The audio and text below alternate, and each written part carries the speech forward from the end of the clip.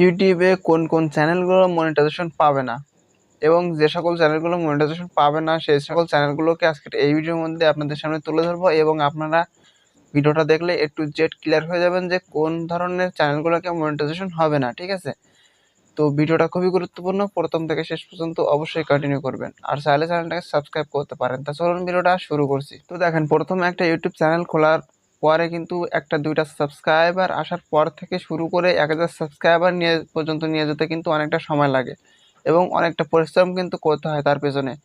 তো একটা দুইটা সাবস্ক্রাইবার আসার পরেও যদি আমাদের চ্যানেলে 1000 সাবস্ক্রাইব পূরণ করে যদি মনিটাইজেশনটা যদি না হয় সেক্ষেত্রে কিন্তু আমাদের অনেকটা খারাপ লাগবে এবং কিন্তু আমরা কিন্তু ইউটিউব ছেড়ে দেওয়ার সিদ্ধান্ত কিন্তু একদমই নিই। তো কোন চ্যানেলগুলো মনিটাইজেশন হবে না আগে থেকে যদি আমরা জানতে পারি সেক্ষেত্রে কিন্তু আমরা আগে থেকে এই কাজগুলো বন্ধ করে দিলে আমাদের চ্যানেলগুলো কিন্তু মনিটাইজেশন হবে। এই ভিডিওর মধ্যে জাস্ট আপনাদেরকে 6টা পয়েন্ট নিয়ে আলোচনা করব বা 6টা চ্যানেল কিন্তু মনিটাইজেশন হবে না। 1 নম্বর পয়েন্ট হলো টিকটক চ্যানেল। তো টিকটক চ্যানেল হলো মনে করেন যে টিকটক থেকে বা টিকটক অ্যাপসের ভিতর থেকে ভিডিওগুলো ডাউনলোড করে এনে আপনার ইউটিউব চ্যানেলে আপলোড করলে সেক্ষেত্রে কিন্তু আপনি মনিটাইজেশন পাবেন না। ঠিক আছে, এবং 2 নম্বর পয়েন্টে যেটা রয়েছে সেটা হলো মিক্স চ্যানেল।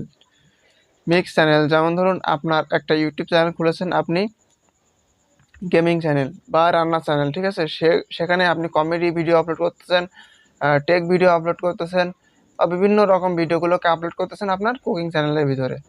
ঠিক আছে, বা আপনার যে কোনো রিলেটেড চ্যানেল হোক না কেন আপনার সেই চ্যানেলের ভিতরে আপনি সমস্ত ধরনের ভিডিও যদি আপলোড করেন সেক্ষেত্রে কিন্তু আপনি মনিটাইজেশন পাবেন না।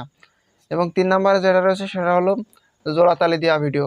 মনে করেন যে কোনো ওয়েবসাইট থেকে বা যে কপিরাইট ফ্রি যে ফুটেজগুলো রয়েছে সেগুলো এনে মনে করেন যে থার্ড পার্টি ওয়েবসাইট থেকে ডাউনলোড করে এনে আপনি যে একসঙ্গে জোড়াতালি দিয়ে 10 মিনিট 5 মিনিট বা 10 সেকেন্ড 5 সেকেন্ড এরকমভাবে ভিডিওগুলোকে এনে জোড়াতালি দিয়ে একটা ভিডিও তৈরি করে ইউটিউবে আপলোড করতেছেন। তো সেখানে যদি আপনার ক্রিয়েটিভিটি না থাকে সেক্ষেত্রে কিন্তু আপনি মনিটাইজেশন পাবেন না। তো 4 নম্বর পয়েন্টে যেটা রয়েছে সেটা হলো selection video, image selection video.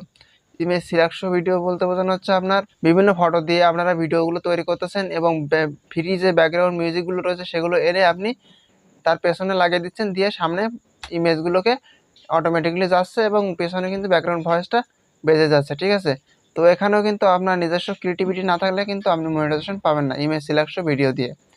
তো 5 নম্বর পয়েন্টে যেটা রয়েছে সেটা হলো গেমিং চ্যানেল।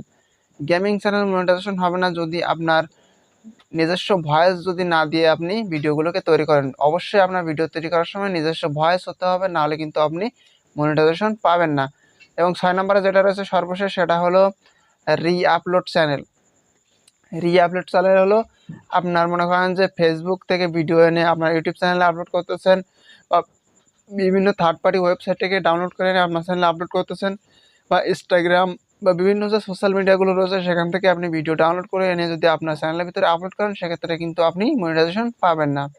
তো অবশ্যই এখানে যে কয়টা পয়েন্ট আমি বলেছি বা যে কয়টা চ্যানেলের কথা বলেছি এখানে কিন্তু নিজস্ব ক্রিয়েটিভিটি যদি না থাকে সেক্ষেত্রে কিন্তু আপনি মনিটাইজেশন কখনোই পাবেন না। অবশ্যই কাজ করার জন্য নিজস্ব ক্রিয়েটিভিটি কিন্তু থাকতেই হবে।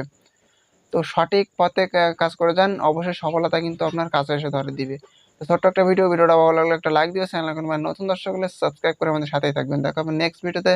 ভালো থাকবেন, ধন্যবাদ।